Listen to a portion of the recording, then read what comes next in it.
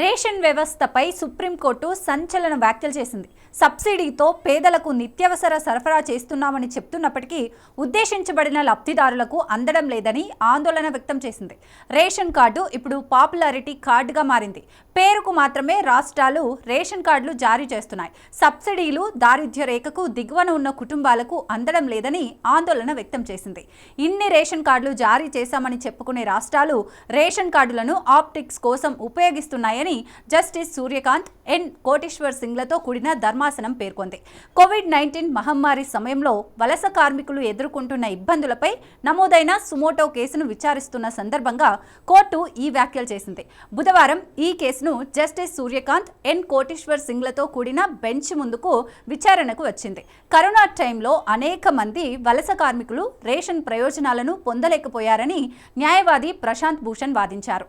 దీనిపై స్పందించిన ధర్మాసనం రేషన్ సరఫరాకు అర్హులు కాని ఇతరులు రేషన్ కార్డులను దుర్వినియోగం చేయడంపై ధర్మాసనం ఆందోళన వ్యక్తం చేసింది. ఇది నిజమైన సమస్య. పేదలు అర్హులైన వారికి రేషన్ పొందేలా చర్యలు తీసుకోవాలని కోర్టు పేర్కొంది.